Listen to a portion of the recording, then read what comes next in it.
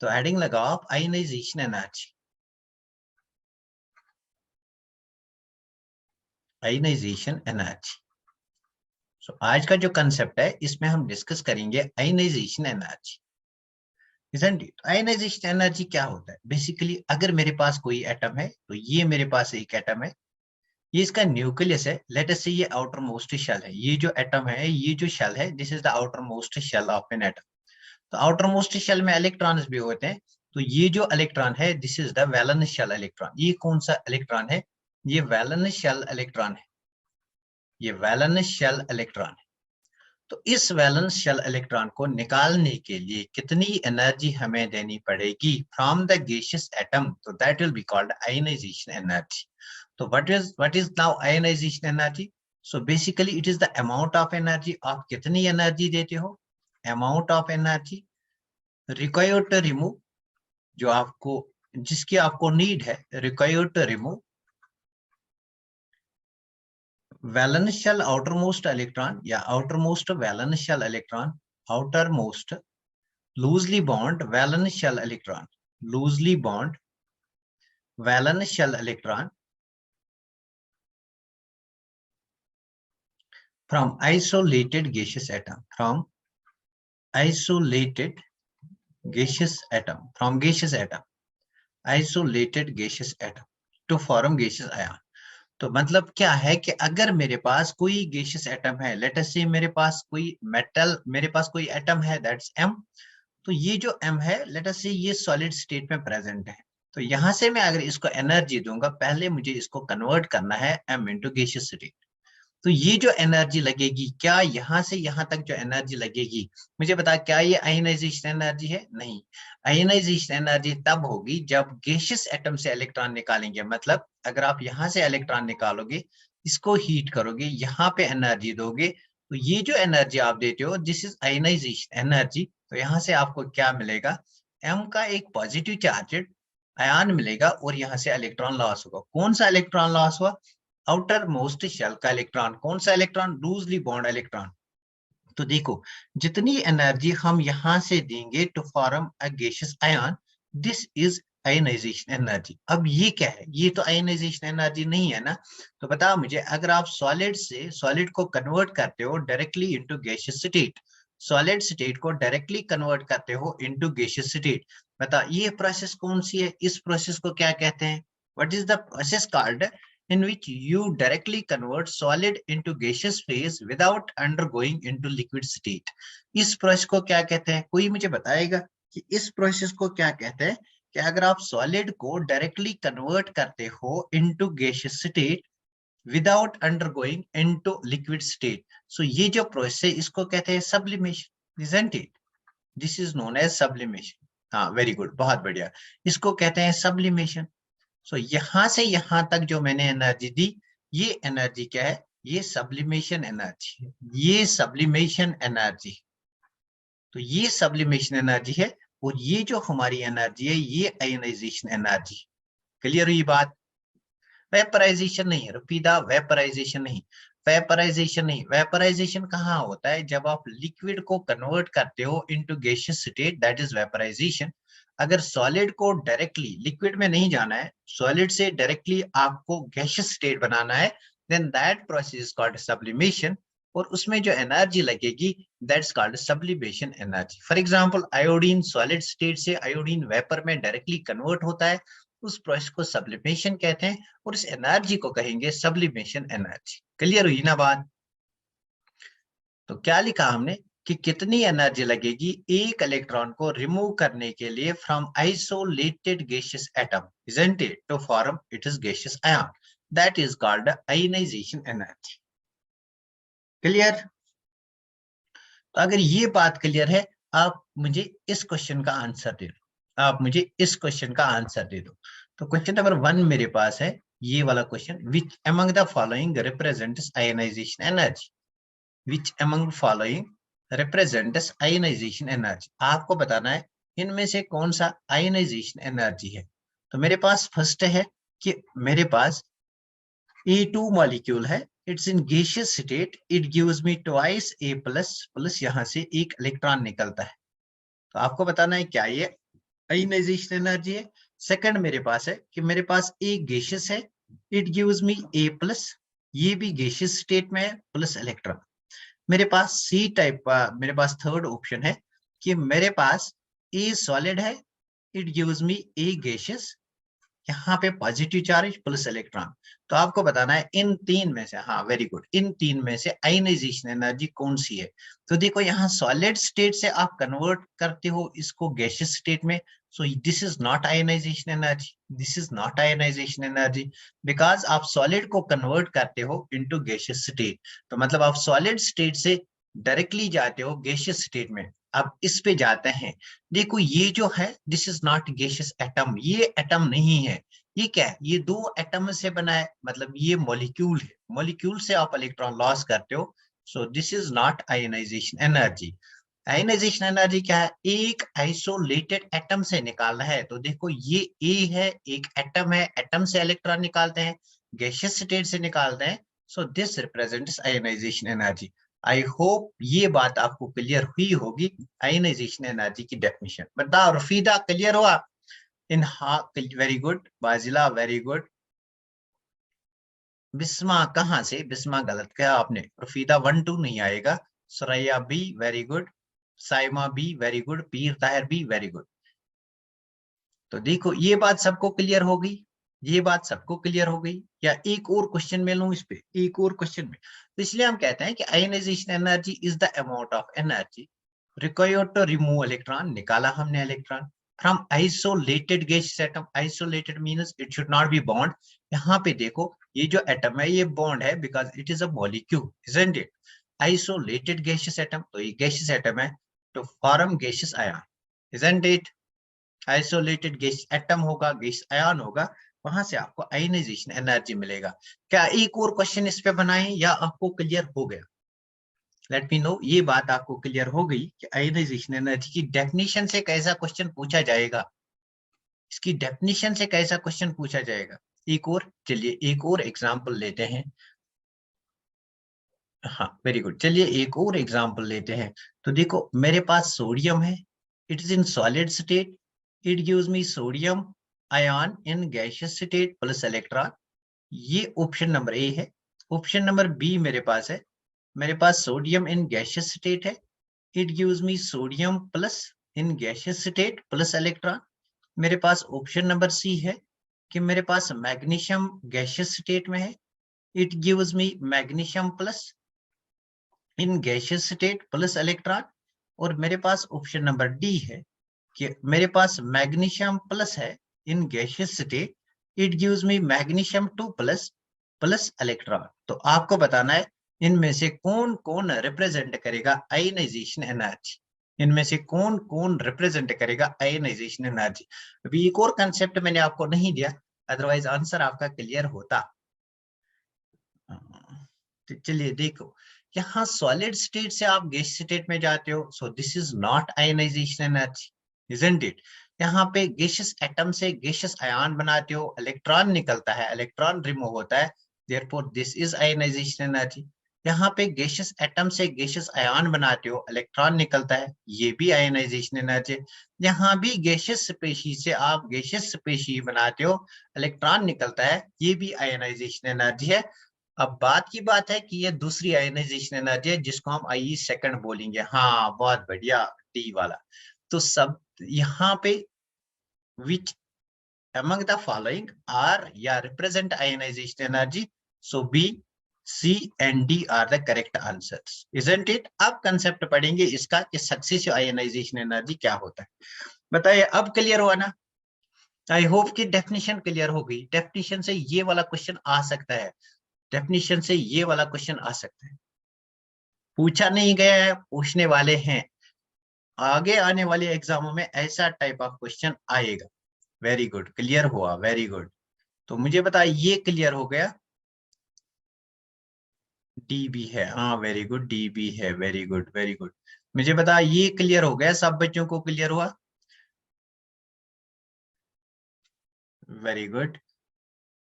साइमा सुरैया इन्होंने एक बार पढ़ा भी है, सीएम मतलब, अच्छा सीएम मतलब क्लियर, वेरी गुड। चलिए आगे चलते हैं। डिफाइन करते हैं कि सक्सेसिव आयनाइजेशन एनर्जी का कंसेप्ट, सक्सेसिव आयनाइजेशन एनर्जीज का कंसेप्ट। तो देखो सक्सेसिव आयनाइजेशन एनर्जीज क्या होती है, इस बात को यहाँ पे समझना है। फॉर एग्जांपल मेरे पास कोई एलिमेंट है m, it's in gaseous state, इसको मैं एनर्जी दूंगा और यहाँ से मैं m प्लस बनाऊंगा और एक इलेक्ट्रॉन लॉस करूंगा। बताइए मैंने कौन सा इलेक्ट्रॉन लॉस किया, मैंने पहला वाला इलेक्ट्रॉन लॉस किया, और यहाँ पे जो एनर्जी लगेगी that will be our ionization energy first. इसको कहते हैं ionization energy first. Ionization energy first का मतलब है कि हम पहला वाला इलेक्ट्रॉन निकालते हैं, isn't it? तो सेकंड बात जो है कि अब मैं इसमें दूसरा इलेक्ट्रॉन निकालने की कोशिश करूंगा। एक इलेक्ट्रॉन निकाला मतलब ये वाली स्पीशीज बन गई, दूसरा इलेक्ट्रॉन निकालो मतलब m गैसियस पॉजिटिव आयन, इससे इलेक्ट्रॉन निकालेंगे तो क्या बनेगा, एक और इलेक्ट्रॉन निकलेगा, एक और पॉजिटिव चार्ज आएगी मतलब m2 plus gaseous ion plus यहाँ से एक और इलेक्ट्रॉन निकलेगा, तो दूसरा इलेक्ट्रॉन हमने निकाला, इसलिए इसको कहते हैं आयनाइजेशन एनर्जी सेकंड। बात क्लियर है ना? अब मैं चाहूंगा कि इससे मैं एक और इलेक्ट्रॉन निकालूं, एक और इलेक्ट्रॉन निकालूं मतलब मैंने ऑलरेडी 2 इलेक्ट्रॉन निकाले, तब मुझे ये मिला 2 प्लस, इससे मैं एक और इलेक्ट्रॉन निकालने की कोशिश करूंगा तो मेरे पास मिलेगा m3 plus gaseous ion plus electron. So ये मेरे पास क्या होगा, this will be ionization energy third, isn't it? बताइए ये बात क्लियर है ना? ये जो 3 आयनाइजेशन एनर्जी है, पहला आयनाइजेशन एनर्जी पहला इलेक्ट्रॉन निकालते हैं, उसके बाद अगर दूसरा निकालेंगे then it will be called second ionization energy, अगर तीसरा इलेक्ट्रॉन निकालेंगे it will be called third ionization energy, isn't it? इन आयनाइजेशन एनर्जीज को सक्सेसिव आयनाइजेशन एनर्जीज कहा जाता है, इजंट इट? तो चलिए अगर मैं आपको यहाँ पे एक चीज सिखाऊंगा, चलिए इन तीनों को मैं बैलेंस करूंगा, इन तीनों से मैं एक रिएक्शन बनाने की कोशिश करूंगा, इन तीनों को मैं ऐड करूंगा। तो जब भी आप केमिकल रिएक्शंस को ऐड करते हो ना, जो भी अपोजिट में सिमिलर स्पीशीज होती हैं वो कैंसल हो जाती है, जो भी अपोजिट में सिमिलर स्पीशीज होती है वो कैंसल होती है। देखो ये M प्लस है, यहाँ पे भी M प्लस है मतलब ये इसके साथ कैंसल हो जाएगा, यहाँ पे M2 प्लस है, यहाँ पे M2 प्लस है, कैंसल हो जाएगा। तो रिएक्टेंट्स में आपका सिर्फ रहेगा Mg, मतलब एलिमेंट इन गैसियस स्टेट। तो यहाँ से आपको मिलेगा M3 प्लस और यहाँ पे गैसियस स्टेट प्लस कितने इलेक्ट्रॉन्स निकल गए, 1 2 3, मतलब आपने 3 इलेक्ट्रॉन्स निकाले। तो ये आपको कैसे मिला, जब आपने इन 3 आयनाइजेशन एनर्जीज को ऐड किया, that's IE1 plus IE2 plus IE3, है ना? तो अब मेरा क्वेश्चन आपसे ये है कि आपको बताना है इन 3 में से सबसे ज्यादा कौन होगा, IE1 ज्यादा होगा, IE2 ज्यादा होगा या IE3 ज्यादा होगा, ये बात आपको बतानी। बताइए ये बात कि कौन सी एनर्जी इनमें से सबसे ज्यादा होती है।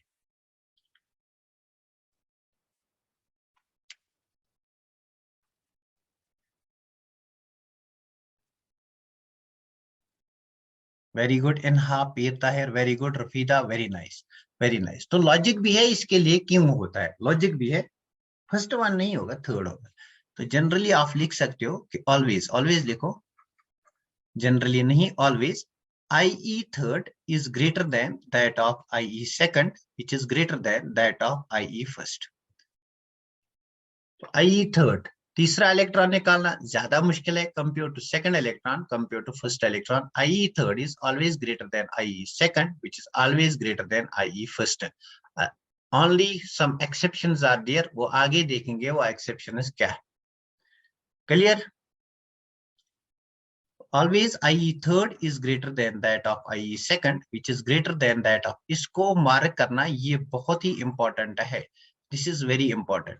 अगर थोड़ा लॉजिक लगा के इस बात को समझने की कोशिश करेंगे तो कैसे करेंगे, बताइए मुझे। क्या आपको याद है कि अगर Z इफेक्टिव इंक्रीज होगा तो बताइए साइज को क्या होगा, अगर Z इफेक्टिव इंक्रीज होगा तो इसका मतलब क्या है, इसका मतलब अट्रैक्शन बढ़ेगा, isn't it? इसका मतलब अट्रैक्शन इंक्रीज होगा, अट्रैक्शन इंक्रीज होगा मतलब साइज कम हो जाएगा, isn't it? अट्रैक्शन बढ़ेगा तो इलेक्ट्रॉन निकालना इजी होगा या मुश्किल होगा, अट्रैक्शन बढ़ेगा ना, Z इफेक्टिव इंक्रीज होगा, अट्रैक्शन बढ़ेगा मतलब साइज डिक्रीज होगा, साइज डिक्रीज होगा मतलब न्यूक्लियस का, ये न्यूक्लियस है, इसका आउटर मोस्ट शेल वाले इलेक्ट्रॉन पे जो अट्रैक्टिव फोर्स है वो बढ़ जाएगा। अगर अट्रैक्शन फोर्स बढ़ गया तो आयोनाइजेशन एनर्जी को क्या होगा, आयोनाइजेशन एनर्जी क्या होगा, आयोनाइजेशन एनर्जी को बताइए, एनर्जी ज्यादा लगेगी या कम लगेगी? अगर जेड इफेक्टिव इंक्रीज हुआ, जेड इफेक्टिव इंक्रीज होने से फोर्स ऑफ अट्रैक्शन बढ़ेगा, force of attraction between the nucleus and outer most electron बढ़ गया, फोर्स ऑफ अट्रैक्शन बढ़ गया तो क्या होगा, आपको ज्यादा एनर्जी लगेगी ना, मतलब आयोनाइजेशन एनर्जी इंक्रीज हो, आयोनाइजेशन एनर्जी इंक्रीज हो, इजंट इट? हाँ, ज्यादा होगा। वेरी गुड, बहुत बढ़िया, very nice very nice very nice very nice, बहुत बढ़िया। तो मतलब हम ये बात यहाँ पे कंक्लूड करेंगे कि जो Z इफेक्टिव होता है it is directly proportional to ionization energy, जितना Z इफेक्टिव ज्यादा उतनी आयोनाइजेशन एनर्जी ज्यादा। इसीलिए मैं कहता था कि बेस को स्ट्रॉन्ग करो, हर वक्त आपको Z इफेक्टिव की नीड पड़ेगी, है ना, आयोनाइजेशन एनर्जी ज्यादा। तो कल ही हमने देखा था कि पॉजिटिवली चार्जेड स्पीशीज में, या एक बार फिर रिवाइज करते हैं कि हमने क्या देखा था, हमने देखा था जो Z इफेक्टिव होता है that is directly proportional to the positive charge, isn't it? ये बात हमने देखी थी, जितनी ज्यादा पॉजिटिव चार्ज उतना ज्यादा Z इफेक्टिव। तो मतलब यहाँ पे Z इफेक्टिव ज्यादा होगा, Z इफेक्टिव ज्यादा होगा बिकॉज यहाँ पे पॉजिटिव चार्ज ज्यादा है, बिकॉज यहाँ पे पॉजिटिव चार्ज ज्यादा है, तो Z इफेक्टिव यहाँ पे ज्यादा है, Z इफेक्टिव ज्यादा है तो आयोनाइजेशन एनर्जी ज्यादा है। तो हम कहेंगे कि in this case Z effective ज्यादा है, Z इफेक्टिव ज्यादा है, that is why, that is why IE third जो है, that is why IE third जो है दैट इज हाई। बताइए, सबको क्लियर हुआ reason why IE third is greater than that of IE two which is greater than that of IE one? सबको क्लियर हुई बात? लेट मी नो कि ये बात सबको क्लियर होगी। सबको क्लियर हुई ये बात? बहुत बढ़िया, very nice very nice very good. इसको नोट डाउन करो, इसका स्क्रीनशॉट ले लो, आगे चलते हैं, थोड़ा सा और डिस्कशन करते हैं, फिर देखते हैं आयोनाइजेशन एनर्जी किन फैक्टर्स पे डिपेंड करेगी। कॉम्पिटिटिव एग्जाम के लिए ये वाली बात बहुत ज्यादा इंपॉर्टेंट है, isn't it? रीजन अगर पूछेगा कि IE third is always greater than that of IE second which is greater than that of IE one, तो रीजन पूछेगा, रीजन क्या बताओगे? बिकॉज IE थर्ड के केस में Z इफेक्टिव ज्यादा होता है, why? Because Z effective directly proportional to होता है पॉजिटिव चार्ज, isn't it? जितनी ज्यादा पॉजिटिव चार्ज उतना ज्यादा Z इफेक्टिव, जितना ज्यादा Z इफेक्टिव उतना ज्यादा फोर्स ऑफ अट्रैक्शन, जितना ज्यादा फोर्स ऑफ अट्रैक्शन उतना न्यूक्लियस उस लास्ट वाले इलेक्ट्रॉन को टाइटली बॉन्ड करेगा, जितना ज्यादा टाइटली बॉन्ड करेगा उतनी आपको ज्यादा एनर्जी लगेगी उस इलेक्ट्रॉन को निकालने की, है ना, क्लियर? चलिए, आई होप कि इसका आपने स्क्रीनशॉट लिया होगा। आगे चलते हैं, यूनिट देखते हैं आयोनाइजेशन एनर्जी का, आयोनाइजेशन एनर्जी का यूनिट देखते हैं, किस यूनिट में आप आयोनाइजेशन एनर्जी को रिप्रेजेंट करोगे। तो किस यूनिट में आप आयोनाइजेशन, हाँ बहुत बढ़िया, किस यूनिट में रिप्रेजेंट करते हो?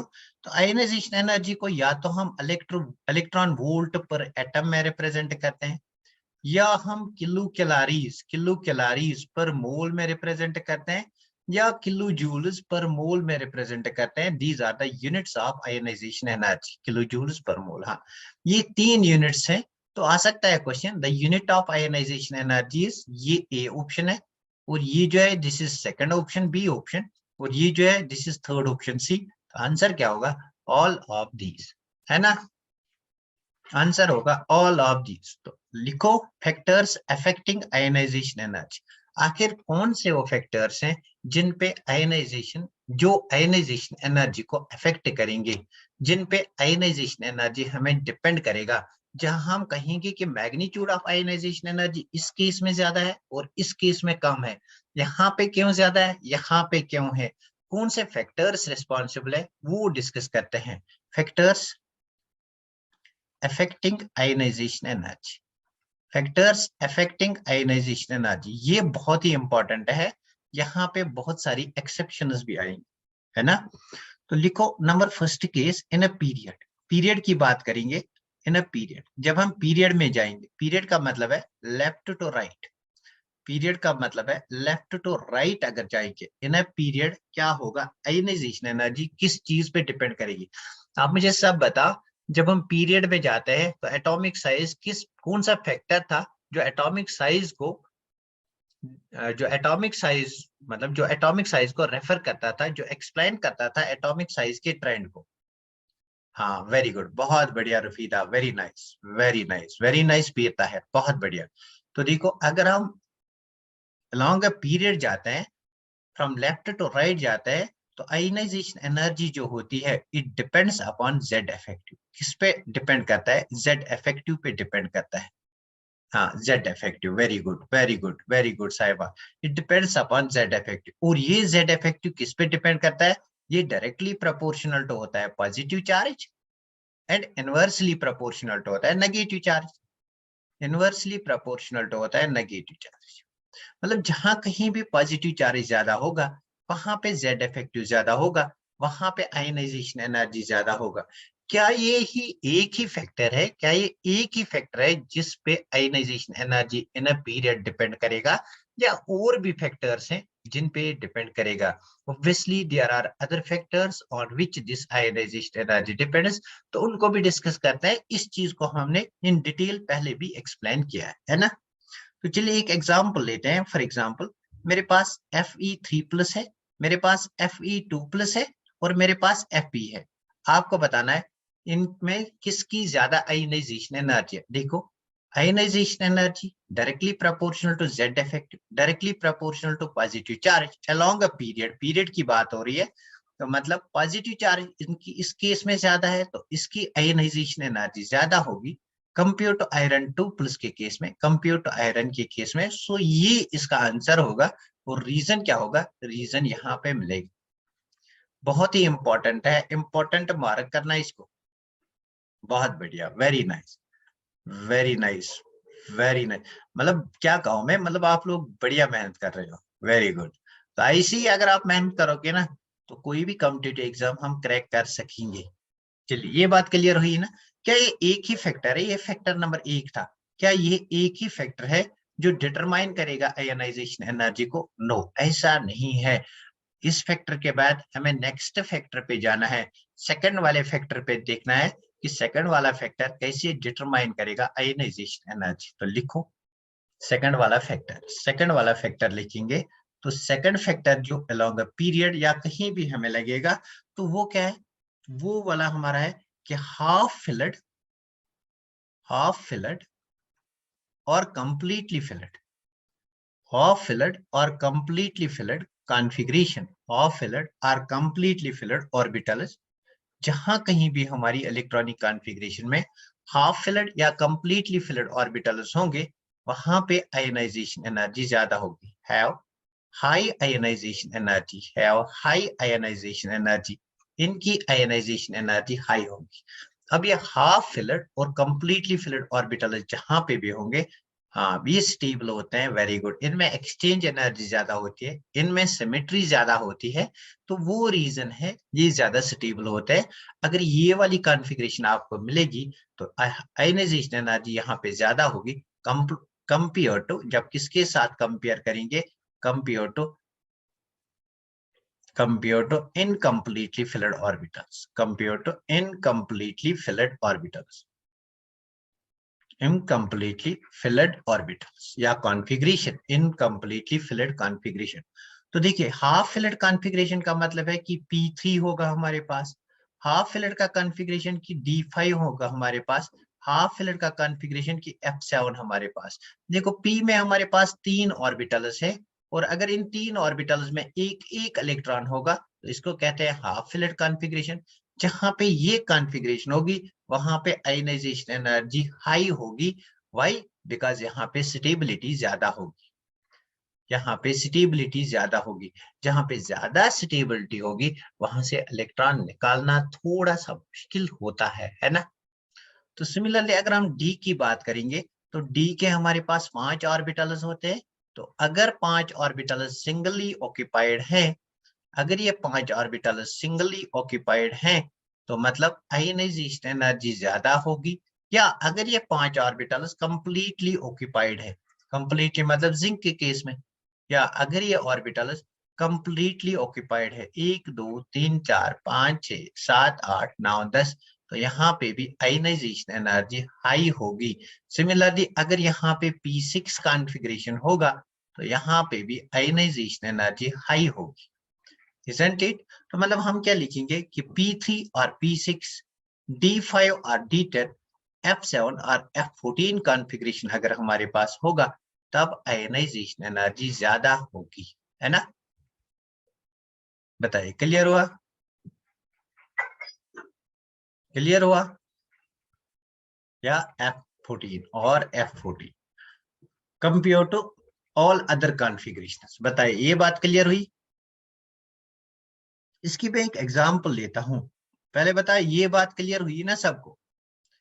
Now why? Because of extra stability of half filled or completely filled orbitals, यहाँ पे आयनाइजेशन एनर्जी ज्यादा लगी। Let us take example. तो एग्जाम्पल लेते हैं, मेरे पास नाइट्रोजन है और मेरे पास ऑक्सीजन है। मैं इनकी IE फर्स्ट को डिस्कस करूंगा। क्या करूंगा? IE फर्स्ट को। तो नाइट्रोजन का एटॉमिक नंबर 7 है, मतलब इसकी कॉन्फ़िगरेशन 1s2 2s2 2p3 है, और ऑक्सीजन की कॉन्फ़िगरेशन 1s2 2s2 2p4 है। तो देखो 2p3 मतलब क्या है? 2p3 का मतलब क्या? हाफ फिल्ड कॉन्फ़िगरेशन है, ये 2p3 है। और 2p4 का मतलब क्या है? 2p4 का मतलब कि 1 2 3 एंड 4 4 इलेक्ट्रॉन है, मतलब हाफ फिल्ड नहीं है, कंप्लीटली फिल्ड नहीं है। तो अगर मैं बताऊंगा यहाँ पे इलेक्ट्रॉन निकालना मुश्किल किस में है, तो पहला इलेक्ट्रॉन निकालना नाइट्रोजन में मुश्किल है। इसलिए अगर मैं आयनाइजेशन एनर्जी फर्स्ट को डिस्कस करूंगा इन दोनों की, तो मैं कहूंगा IE first of nitrogen is greater than that of IE first of oxygen. Why? Why? Because of half filled configuration of nitrogen. हाँ, क्लियर हुई ना बात? बताइए इसको, इसको जल्दी से इसका स्क्रीनशॉट ले लो। आई होप कि IE first of nitrogen and oxygen को कंपेयर हमने किया तो आपको ये बात समझ में आई होगी कि ऐसा क्यों होता है, नाइट्रोजन की क्यों ज्यादा है। अदरवाइज लेफ्ट टू राइट क्या होना चाहिए? ऑक्सीजन की ज्यादा होनी चाहिए, बट होता क्या है? नाइट्रोजन की ज्यादा होती है compare to that of oxygen, है ना? तो मतलब ये हमारा पहला यहाँ पे एक्सेप्शन बनता है, और इस एक्सेप्शन को एक्सप्लेन करेगा हमारा ये वाला rule, that's half filled configuration. तो चलिए इसको एक बार फिर बताऊंगा कि मेरे पास नाइट्रोजन है और मेरे पास ऑक्सीजन है। इसकी कॉन्फ़िगरेशन क्या है? 1s2 2s2 2p3, और इसकी कॉन्फ़िगरेशन क्या है? 1s2 2s2 2p4।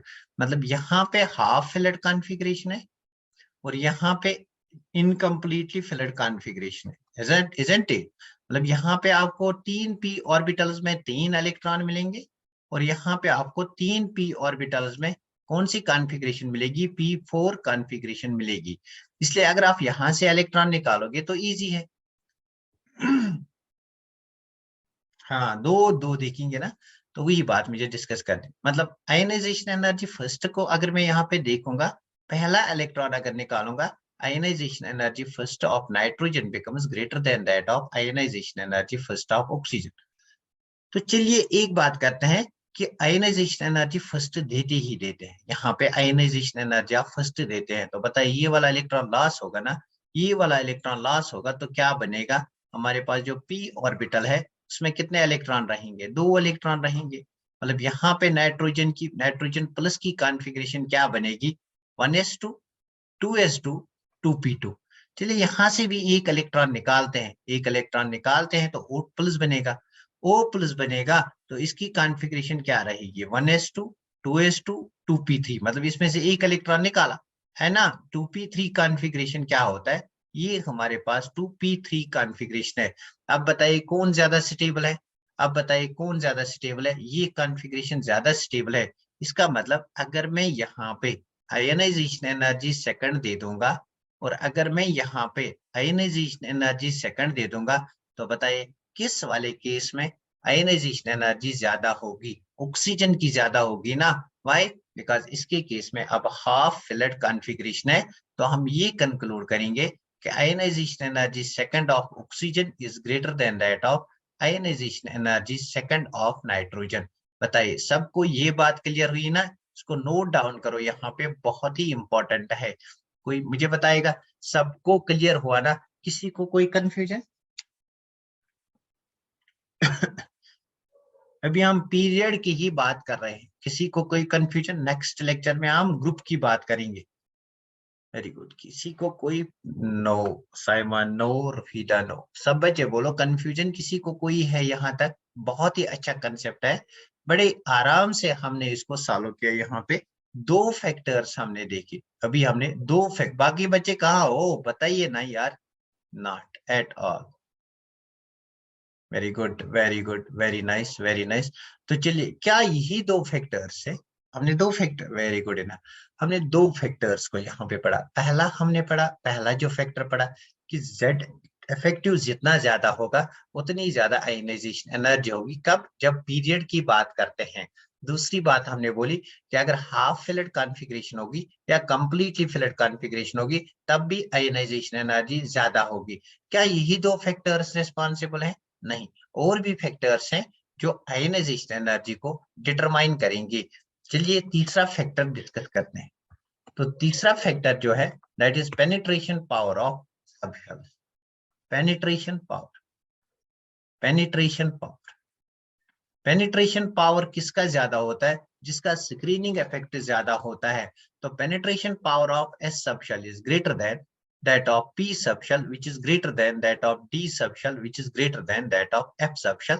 ये पेनिट्रेशन पावर है। पेनिट्रेशन पावर का मतलब क्या है? ये न्यूक्लियस है, ये पहली वाली सबशेल है, ये सेकंड वाली सबशेल है।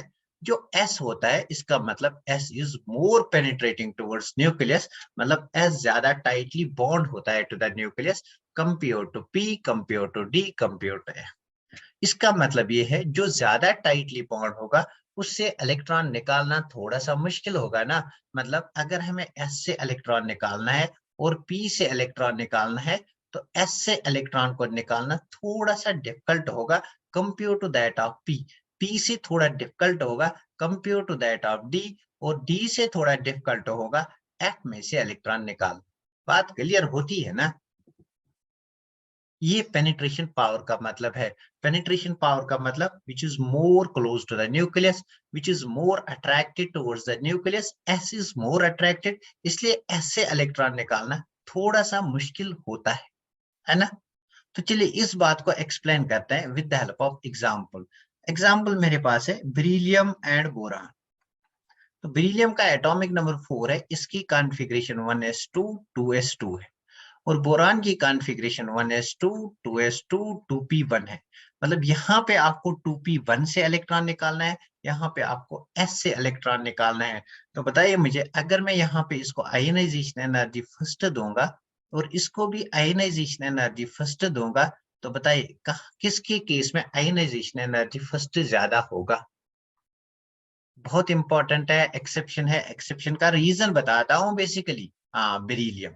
यहाँ इसकी बेरिलियम की जो आयनाइजेशन एनर्जी फर्स्ट होगी, ionization energy first of beryllium is greater than that of ionization energy first of boron. तो रीजन क्या होगा? रीजन होगा इसके केस में आपको S सबशेल से इलेक्ट्रॉन निकालना है और इसके केस में आपको P से इलेक्ट्रॉन निकालना है। S का पेनिट्रेटिंग पावर ज्यादा होता है कंपेयर टू P का पेनिट्रेटिंग पावर, कंपेयर टू इसका पेनिट्रेटिंग पावर। हाँ, सबको बात क्लियर हुई? सबको बात क्लियर हुई?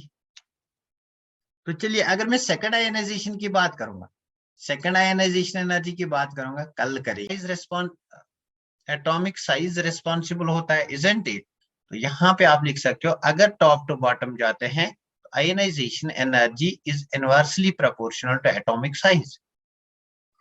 जितना ज्यादा एटॉमिक साइज होगा उतनी आयनाइजेशन एनर्जी कम होगी, isn't it? From top to bottom अगर जाएंगे, ionization energy is inversely proportional to atomic size. मतलब अगर आप टॉप टू बॉटम जाते हो तो कौन सा फैक्टर रिस्पॉन्सिबल है? एटॉमिक साइज रिस्पॉन्सिबल है।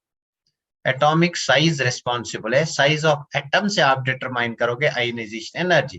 लेट से मेरे पास यही ग्रुप है, lithium, sodium, potassium, rubidium, caesium, ये मेरा ग्रुप फर्स्ट एलिमेंट्स है, इजंट इट? मैं टॉप टू बॉटम जाऊंगा, टॉप टू बॉटम जाऊंगा तो बताइए एटॉमिक साइज को क्या होगा? अगर एटॉमिक साइज की बात करूंगा ये इंक्रीज होगा, एटॉमिक साइज इंक्रीज होगा तो आयनाइजेशन एनर्जी क्या होगी, आयनाइजेशन एनर्जी डिक्रीज होगी। तो मैं ये कहूंगा कि लिथियम की आयनाइजेशन एनर्जी ज्यादा होगी compare to sodium, which is more than that of potassium, which is more than that of rubidium, which is more than that of cesium। मतलब सीजियम की आयनाइजेशन एनर्जी सबसे कम होगी, सीजियम की ionization energy क्या होगी, सबसे कम होगी। यही वजह है कि सीजियम से हम इजीली इलेक्ट्रॉन को निकाल सकते हैं, है ना। तो देखो आप घर में बर्तन धोते हो ना, आपके पास एक स्टील का बर्तन है which is made up of caesium. तो जब आप इसको धो के बाहर बाहर रखते हो ना, जब आप इसको धो के बाहर रखते हो, धूप में रखते हो, ये चमकता है, इजंट इट। व्हाई? बिकॉज इसमें फोटो इलेक्ट्रिक इफेक्ट होता है, इसमें इजेक्शन ऑफ इलेक्ट्रॉन्स इजीली होता है, इसमें outer most electron easily loss होता है। व्हाई? बिकॉज इसकी आयनाइजेशन एनर्जी कम है। कम क्यों है? बिकॉज इसका साइज ज्यादा है। बताइए, ये बात क्लियर हुई? लेट मी नो कि ये बात क्लियर हुई। Very good. अब आते हैं अपने इंपॉर्टेंट वाले टॉपिक पे, दैट इज एक्सेप्शंस डिस्कस करेंगे जो कॉम्पिटिटिव एग्जाम में पूछे जाते हैं। जो हाँ भी अब मैं जो भी एक्सेप्शन यहाँ पे डिस्कस करूंगा उसको स्टार मार्क करना, हर एक एक्सेप्शन को स्टार मार्क करना, अपने नोट्स में इसको बोल्ड लेटर से लिखना। तो लिखो एक्सेप्शंस। एक्सेप्शंस की बात होगी, आयनाइजेशन एनर्जी के एक्सेप्शंस की बात होगी, है ना।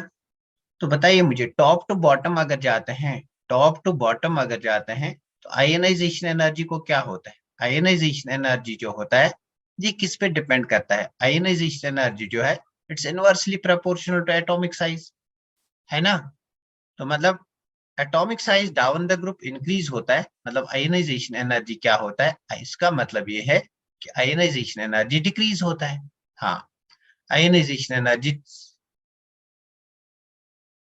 हाँ वो सिर्फ पीरियड के लिए पढ़े, वेरी गुड। हाँ रफीदा, जो भी हमने कल पढ़े ना वो तीन फैक्टर्स, दे आर रिस्पॉन्सिबल, वो पीरियड के ही रिस्पॉन्सिबल, पीरियड के लिए ही रिस्पॉन्सिबल है।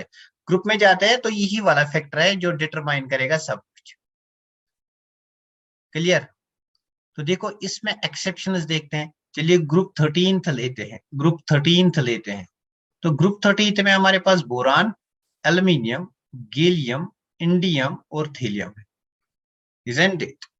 तो बताइए मुझे, अगर मैं बताऊंगा इनका एटॉमिक साइज का ऑर्डर, एटॉमिक साइज का ऑर्डर क्या है, एटॉमिक साइज का ऑर्डर क्या है, तो सबसे ज्यादा एटॉमिक साइज इसका है, थीलियम का सबसे ज्यादा एटॉमिक साइज है, उसके बाद इंडियम का है, उसके बाद इन दोनों में यहाँ पे एक्सचेंज होता है। अरे यार ऐसा मत कर, इन दोनों में यहाँ पे एक्सचेंज होता है। गैलियम का साइज ज्यादा होना चाहिए लेकिन कम है, मतलब अल्युमिनियम का ज्यादा बनता है compare to that of gallium, compare to that of boron. कोई मुझे बताएगा यहाँ पे जो ये साइज, एटॉमिक साइज का ऑर्डर मैंने बनाया, यहाँ पे जो वेरिएशन आ गई साइज में, यहाँ पे जो साइज में वेरिएशन आ गई, ये साइज में वेरिएशन क्यों आ गई? कोई मुझे बताएगा इसके लिए कौन सा चीज रिस्पॉन्सिबल है? लेंथेनाइड नहीं, लेंथेनाइड नहीं, डी ब्लॉक कंट्रैक्शन यार, रफीदा डी ब्लॉक कंट्रैक्शन। तो इसके लिए क्या रिस्पॉन्सिबल है? डी ब्लॉक कंट्रैक्शन, पहले डिस्कस किया है ना, डी ब्लॉक कंट्रैक्शन। तो एक्चुअली क्या होता है, यहाँ पे हमारे 10d ऑर्बिटल्स आते हैं जिनमें इलेक्ट्रॉन जाता है, जिनका स्क्रीनिंग पावर, शील्डिंग इफेक्ट कम होता है, शील्डिंग इफेक्ट कम है तो जेड इफेक्टिव इंक्रीज होता है, उसकी वजह से इसका साइज कम होता है ना। अब आपके पास एटॉमिक साइज है तो क्या आप आयनाइजेशन एनर्जी को डिस्कस नहीं करते हो? जिसका एटॉमिक साइज ज्यादा उसकी आयनाइजेशन एनर्जी कम, मतलब थीलियम की आयनाइजेशन एनर्जी ऑर्डर जो है, इसकी आयनाइजेशन एनर्जी सबसे कम, उसके बाद इंडियम, उसके बाद एल्यूमिनियम, उसके बाद गैलियम और उसके बाद हमारा बोरा। तो ये है आयनाइजेशन एनर्जी का ऑर्डर, है ना। This is the order of ionization energy. Sir पहले से कब पढ़ोगे? क्या बोलते हो निहाल? पहले से, ये तीसरा चैप्टर है, 2 चैप्टर्स हमने ऑलरेडी खत्म किए हैं, this is the third chapter. तो अगर आप चाहते हो कि वो वाले वीडियोस मैंने अपलोड किए हैं, you can watch them on YouTube, that's came lover channel, came lover YouTube channel पे निहाल आप उनको पढ़ सकते हो। तो बताइए क्या मैं यहाँ पे ये एक्सेप्शन लिखूंगा ना कि ionization energy of gallium is greater than that of aluminium, ये एक्सेप्शन बनता है। तो अगर इस एक्सेप्शन का रीजन बताना है तो रीजन क्या बताओगे, it is D block contraction, ये एक्सेप्शन है। इसको आप बोल्ड लेटर से लिखना और इसका रीजन भी लिखना, it is because of D block contraction. So this is very very important. ये पहला एक्सेप्शन डाउन द ग्रुप हमने डिस्कस किया। बताइए क्लियर हुआ ना यहाँ तक सबको? सबको यहाँ तक बात क्लियर हो गई? वाई यहाँ पे आयनाइजेशन एनर्जी ऑफ गैलियम क्यों ज्यादा है as compare to that of aluminium? हाँ वेरी गुड, सब बच्चे बोलो क्लियर। वो फाइनल एग्जाम के लिए यार, ये both final exam as well as NEET के लिए है, बट यहाँ पे हम ज्यादा प्रेफरेंस कॉम्पिटिटिव एग्जाम को देते हैं।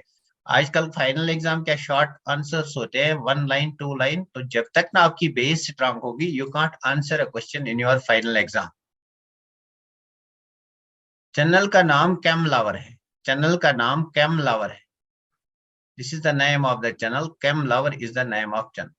तो चलिए शेयर करो, सब्सक्राइब करो, फ्रेंड से शेयर करो, क्लासेस भी शेयर करो, ग्रुप की लिंक शेयर करो, सो दैट बहुत मजा आएगा जब ज्यादा स्टूडेंट्स होंगे, इजंट इट? ये बात, ये पहली एक्सेप्शन है, आई होप ये क्लियर हो गई। तो देखो ये क्वेश्चन है, इसको लास्ट में करेंगे। अब देखो एक और क्वेश्चन हमारे पास है, एक और एक्सेप्शन है। बताओ मुझे, अगर मैं ट्रांजिशन सीरीज में, ट्रांजिशन एलिमेंट्स में डाउन द ग्रुप जाता हूं तो what happens to the size? तो यहाँ पे आप लिख सकते हो दूसरी सेकंड एक्सेप्शन, डायरेक्टली लिखो सेकंड एक्सेप्शन। सेकंड एक्सेप्शन ये है कि ionization energy of 5D transition series it is greater than that of 4D transition series. Ionization energy of 5D transition series is greater than that of 4D transition series. बहुत ही important है। देखो ये 3D है, ये 4D है, ये 5D है, isn't it? 3D 4D 5D है ना? तो देखो 3D एलिमेंट्स के मेंबर्स लिखेंगे, कुछ एलिमेंट कुछ मेंबर्स लिखेंगे। 3D में हमारा आता है scandium, titanium, vanadium, chromium, manganese, है ना, आयरन, लाइक दिस, ये वाले आते हैं। उसके बाद कोबाल्ट, निकल, कॉपर, जिंक। 4D में क्या आता है? 4D में आता है, यारी जरा निभाना, एट्रिबियम, जिरकोनियम, नियोबियम, मोतक मतलब मोलिबेडनियम, टेक्नीशियम, राहे रुकावट, लब्रथोनियम, रुहीडियम, सेंटे। तो 5D ट्रांजिशन सीरीज में क्या आता है? ला हफ्ता, लंथेनियम, हैफनियम, टेंटेलियम, वर्नरे, टंगस्टन, रहीनियम। उसामा से ईरान में पिटवाऊंगा तो उस्मियम है, ये इरिडियम। देखो डाउन द ग्रुप अगर जाएंगे तो डाउन द ग्रुप क्या होना चाहिए? आयनाइजेशन एनर्जी क्या होनी चाहिए? Ionization down the group ionization energy decrease होनी चाहिए। मतलब जो एक्सपेक्ट ऑर्डर है, एक्सपेक्ट ऑर्डर क्या होना चाहिए? एक्सपेक्ट ऑर्डर मतलब सेकेंडियम का ज्यादा होना चाहिए, सेकेंडियम का ज्यादा होना चाहिए compare to ytterbium, compare to lanthanum. ये जो ऑर्डर है ये ऑर्डर नहीं है, ये एक्सपेक्टेड है। लेकिन होता क्या है, सेकंड एक्सेप्शन क्या है? 5D ट्रांजिशन सीरीज का ज्यादा है compare to 4D transition series. मतलब इन वाले एलिमेंट्स का आयनाइजेशन एनर्जी ज्यादा है कंपेयर टू इन वाले एलिमेंट्स। सबसे ज्यादा 3D ट्रांजिशन सीरीज का है, उसके बाद 5D, उसके बाद 4D। मतलब क्या मैं कहूंगा कि ionization energy of hafnium is greater than that of zirconium, is greater than that of zirconium. Ionization energy of hafnium is greater than that of zirconium. बताइए मुझे क्या मैं कह सकूंगा ये? Why? Because 5D transition series की जो ionization energy है, इनकी जो IE है, it is greater than that of IE of this, और ये less than that of IE of this, isn't it? तो बताइए इसका रीजन कोई मुझे बताइए, यहाँ पे क्या होता है, रीजन क्या है? हमने बताया था कि लेंथेनियम के बाद 14 एलिमेंट्स ऐसे आते हैं जिनमें इलेक्ट्रॉन जाता है इनटू एफ सबशेल, और एफ सबशेल बच्चे डिफ्यूज्ड होता है। वेरी गुड, बहुत बढ़िया, बहुत बढ़िया, हाँ वेरी नाइस। तो एफ सबशेल क्या होता है? मच डिफ्यूज्ड, तो उसका स्क्रीनिंग पावर बहुत कम होता है। स्क्रीनिंग पावर कम होता है तो क्या होगा? जेड इफेक्टिव इंक्रीज होगा।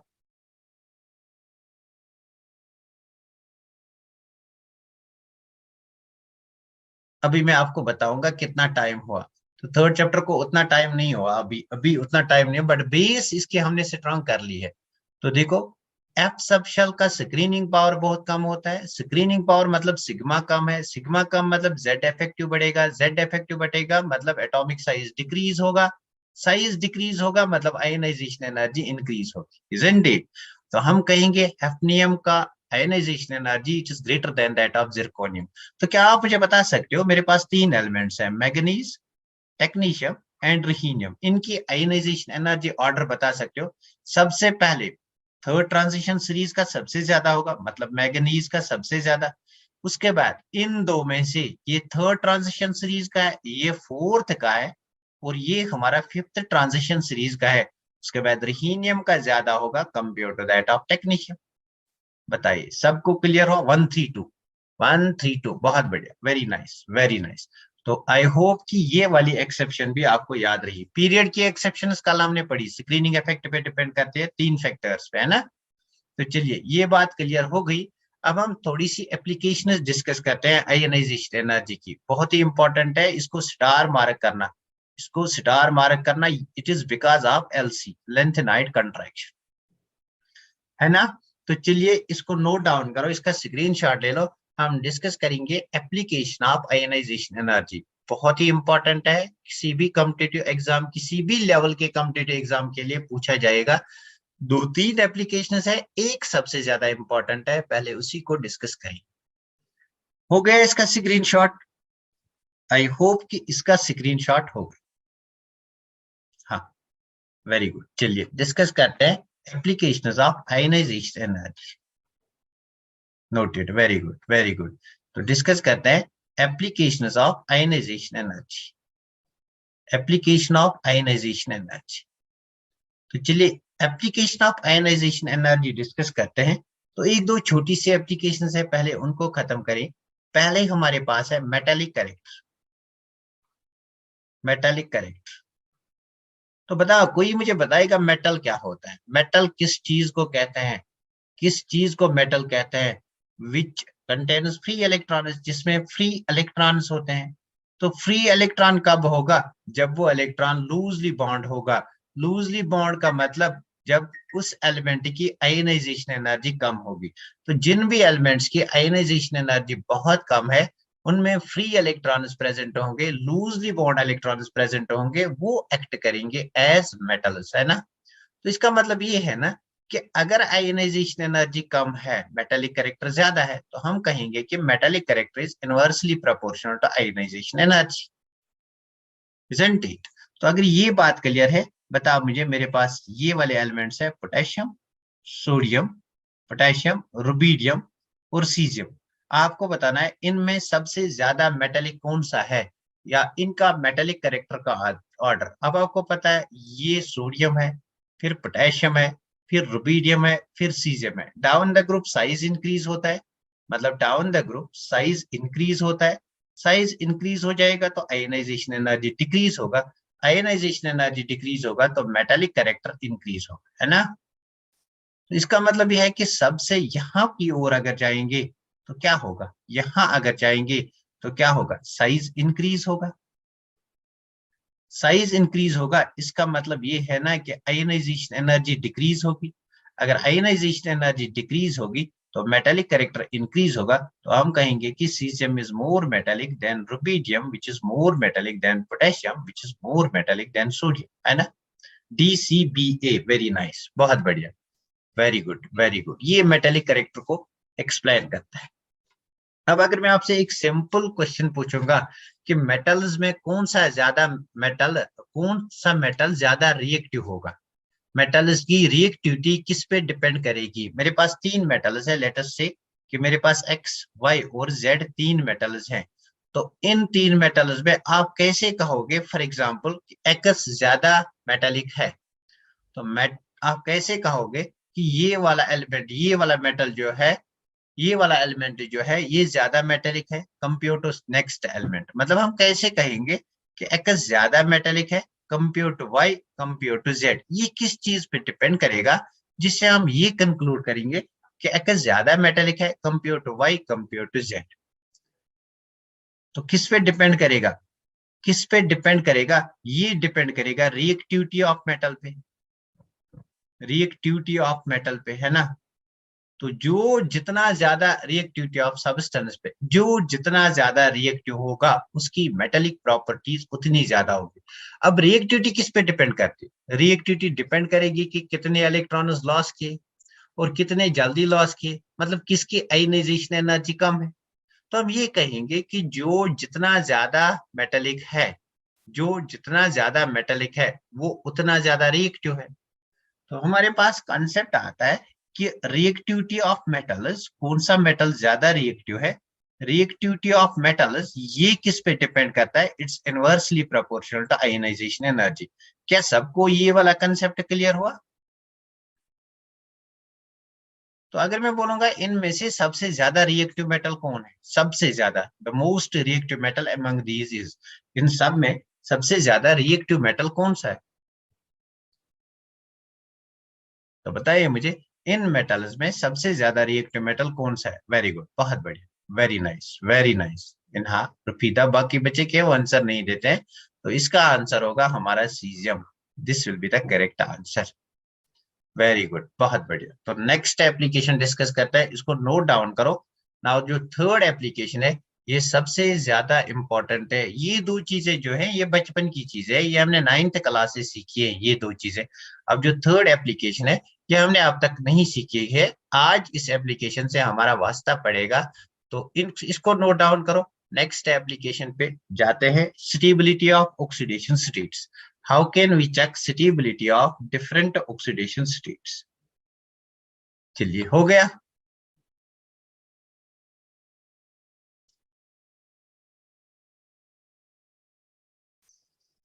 Raise your hands if you are done with it. Very good. चलिए चलते हैं, डिस्कस करते हैं थर्ड एप्लीकेशन। स्टार मार्क करो इस एप्लीकेशन को, इसमें मैं एक क्वेश्चन भी आपको दूंगा वो भी करेंगे। तो देखो, स्टेबिलिटी ऑफ, इससे हम निकालते हैं stability of different oxidation states, stability of different oxidation states. तो हम कैसे कहेंगे कि ये वाली ऑक्सीडेशन स्टेट जो है ये ज्यादा स्टेबल है और ये वाली ऑक्सीडेशन स्टेट जो है ये कम स्टेबल है। इसके बेसिस पे मैं यहाँ पे दो क्लासेस करूंगा, तो नोट साथ साथ बना।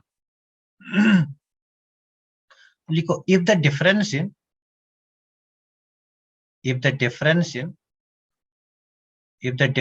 successive ionization energy,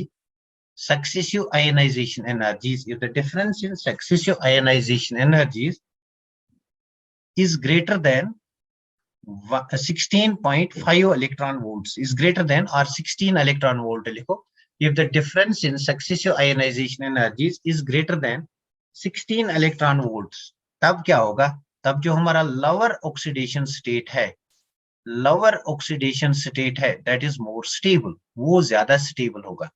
that is more stable, वो ज्यादा स्टेबल होगा। अब इस बात को थोड़ा सा हम समझने की कोशिश करेंगे with the help of examples, isn't it? इस बात को थोड़ा सा एग्जाम्पल से हम समझने की कोशिश करेंगे। तो देखो, मेरे पास यहाँ पे for example sodium in gaseous state है। तो सोडियम मुझे इलेक्ट्रॉन देगा Na गैसियस प्लस, यहाँ पे इलेक्ट्रॉन निकलेगा। तो ये कौन सी आयनाइजेशन एनर्जी है? This is ionization energy first, isn't it? और लेटर से कि मैं यहाँ पे एक और इलेक्ट्रॉन निकालने की कोशिश करूंगा, यहाँ से मैं एक और नहीं निकलेगा लेकिन मैं कोशिश करूंगा। कोशिश करने में क्या जाता है, मैंने यहाँ पे एक और इलेक्ट्रॉन निकाला, ये मेरे पास ionisation energy second, isn't it? तो देखो, इन ये दो आयनाइजेशन एनर्जीज जो है इनको मैं कहूंगा सक्सेसिव आयनाइजेशन एनर्जीज। और इनका जो डिफरेंस यहाँ पे है, डिफरेंस मतलब डेल आई ई जो यहाँ पे है, that is I E second minus I E first, isn't it? वो जो यहाँ पे निकलता है that comes out to be 42.7 electron volts. बताइए 16 से ज्यादा है ना, 16 से ज्यादा है ना, बताइए 16 इलेक्ट्रॉन वोल्ट से ज्यादा है ना, 16 इलेक्ट्रॉन वोल्ट से ज्यादा है, इसका मतलब ये लोअर ऑक्सीडेशन स्टेट है, +1 यहाँ पे +2 है, ये हायर ऑक्सीडेशन स्टेट है। इसका मतलब ये वाली ऑक्सीडेशन स्टेट स्टेबल होगी और ये एग्जिस्ट नहीं करेगी, अगर करेगी तो अनस्टेबल होगी।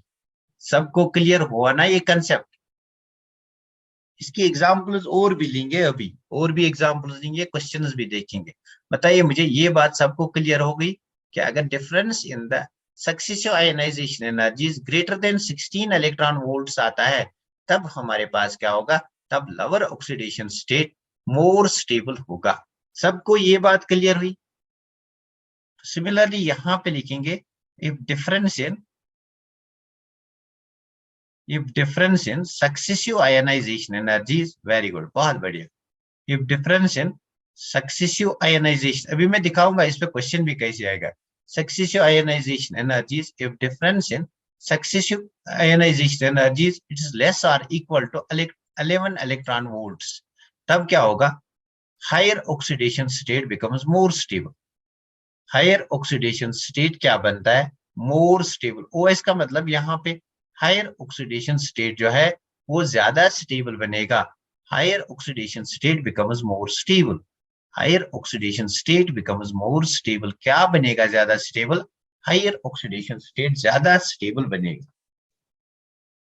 फॉर एग्जाम्पल मेरे पास Mg है, Mg से मैंने इलेक्ट्रॉन निकाला, मुझे मिला Mg प्लस। इलेक्ट्रॉन निकाला तो मुझे मिला Mg प्लस। Mg प्लस मिला तो इलेक्ट्रॉन निकलेगा ना यहाँ से? इलेक्ट्रॉन निकलेगा तो ये कौन सी आयनाइजेशन एनर्जी है? दिस इज Ie फर्स्ट, है ना? तो देखो अब मैं Mg प्लस से एक और इलेक्ट्रॉन निकालूंगा तो क्या मिलेगा मुझे? Mg2 plus plus electron. So ये मेरे पास Ie सेकंड है। तो यहाँ पे जो डिफरेंस इन आयनाइजेशन एनर्जीज है डेल्टा आई और सिंपली डेल्टा ई लिखो, ये निकलता है हमें 7.4 electron volts. Now the difference in ionisation energy is less than 11, so यहाँ पे Mg2 प्लस ज्यादा स्टेबल होगा compare to Mg plus. Clear हुई बात? बताइए मुझे ये बात क्लियर हुई? बिकॉज इस पे अभी क्वेश्चन भी होगा, तो ये बात यहाँ पे क्लियर करके बोलो ये बात क्लियर हो गई। सिंपल कंसेप्ट है। हाँ वेरी गुड, वेरी। बाकी बच्चे भी बोलो ना यार, क्या की जबान बंद है क्या? सब क्लियर, वेरी नाइस। तो चलिए अगर ये बात क्लियर हुई इस पे एक और एग्जांपल करते हैं। Very good. चलिए इसको नोट डाउन करो, इसका स्क्रीनशॉट ले लो। Let us take one more example. एक और एग्जांपल करते हैं फिर एक क्वेश्चन देखते हैं ना। यहाँ पे मुझे डेटा लेना पड़ता है because I don't know the values were here, है ना? Noted, very good. तो चलिए नेक्स्ट पेज पे जाते हैं। एक क्वेश्चन करते हैं, पहले एक एग्जांपल करते हैं। मेरे पास एल्युमिनियम है और इससे मैं एक इलेक्ट्रॉन निकालता हूं तो मेरे पास एल्युमिनियम प्लस बनता है, प्लस यहाँ से मेरा इलेक्ट्रॉन निकलता है ना? तो यहाँ से मैं Al प्लस लेता हूँ, इससे मैं एक इलेक्ट्रॉन निकालता हूं तो मेरे पास क्या बनेगा? Al2 plus. और ये क्या है मेरा? ये Ie फर्स्ट है, ये Ie सेकंड है। इन दोनों की difference that is delta Ie, वो मुझे मिलता है 12.8 इलेक्ट्रॉन वोल्ट। Isn't it? बताइए इसका मतलब क्या है? Isn't it greater than 11 point? तो आप यहाँ पे लिख भी सकते हो, यहाँ पे आप लिख भी सकते हो ग्रेटर देन 11 इलेक्ट्रॉन वोल्ट, यहाँ पे लिखना ग्रेटर देन 11 इलेक्ट्रॉन वोल्ट लिखना, 16 नहीं लिखना, 11 इलेक्ट्रॉन वोल्ट लिखना, बिकॉज 16 और 11 के बीच में बहुत सारी डिफरेंस आएगी। तो यहाँ पे लिखना 11 इलेक्ट्रॉन वोल्ट। तो बताइए मुझे difference is greater then 11 electron volt, है ना? Difference is greater then 11 electron volt, therefore हम क्या कंक्लूड करेंगे? Al प्लस ज्यादा स्टेबल है कंपेयर टू Al2 प्लस। हाँ वेरी गुड, वेरी गुड। वे बी क्या मतलब? Al प्लस ज्यादा स्टेबल है कंपेयर टू Al2 प्लस। अब एक बार और मैं यहाँ पे जाना चाहता हूँ, ये एक बार फिर मैं लिखूंगा Al प्लस।